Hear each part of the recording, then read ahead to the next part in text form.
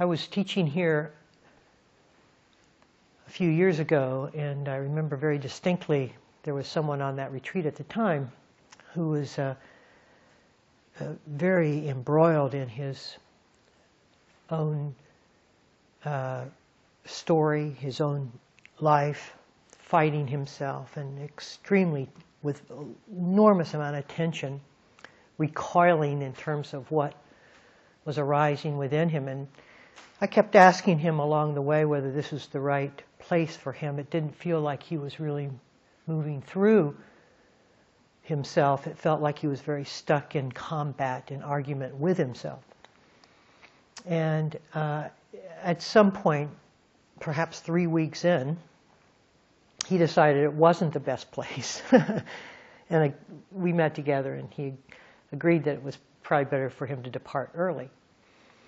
And as soon as he made that decision, when we made that decision together, his face cleared completely. He was at complete ease with himself. This whole thing just uplifted. And I said, wait a second, why didn't I see that guy for the last 3 weeks? Where has he been? What just happened now? What just occurred? Because it was so visible, so obvious that the tension was released. Now, that's not unlike what many of us are doing here.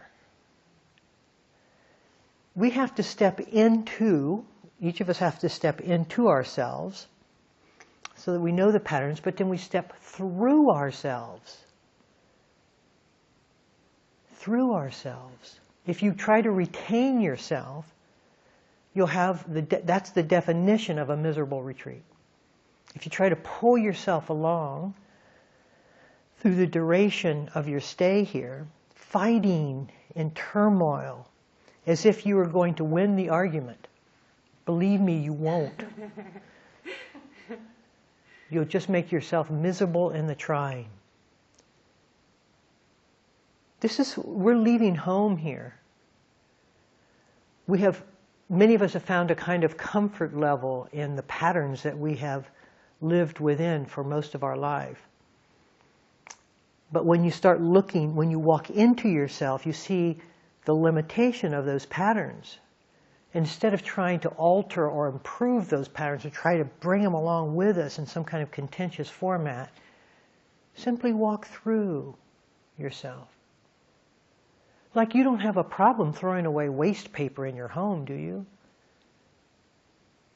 If you gather the garbage, and there's no problem putting it outside so that the recyclable people can come along and take it away. You don't have a tension with that. But if you downsize your home and you have to decide what you want in it and what you're going to downsize and keep, there's the tension. Oh, I can't let go. This is not a downsizing. This is a garbage disposal. We are releasing ourselves. We're releasing ourselves. It's so important. That's the letting go of this. Whatever you feel is so important for you to retain, you have no idea what's on the other side of the letting go. That is so much better improved than whatever you struggle and drag behind you. Give it a chance to work. Allow yourself a chance to see what's truly here as you recover yourself, as you find a new home, as you find the way to manage a retreat so that you're in delight rather than in misery.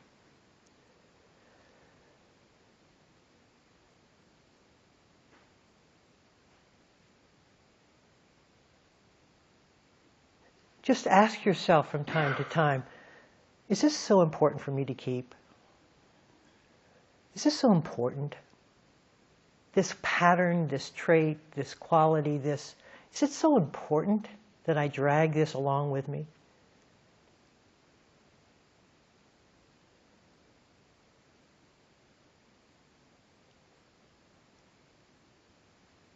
What am I afraid of in releasing this?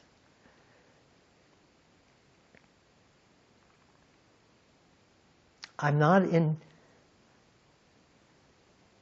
here to avoid what's there. I'm here to step into what's there. And then I step through what is there. If I tried to step around what is there, I would be pulling it alongside me. There would be no escape. But I'm stepping into and through. That's the true definition of homelessness.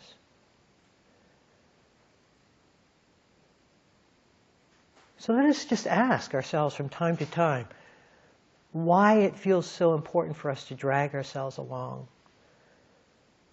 This trait that I'm battling so much, all I have to do is relinquish.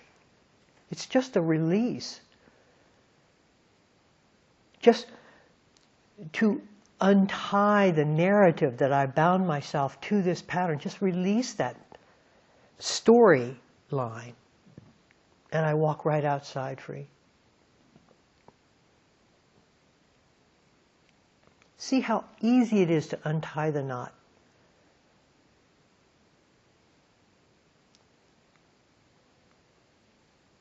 When I was young, I just remember getting so frustrated at knots that I would pull them tighter in my effort to get, I thought maybe I can break it, right? And it never helped.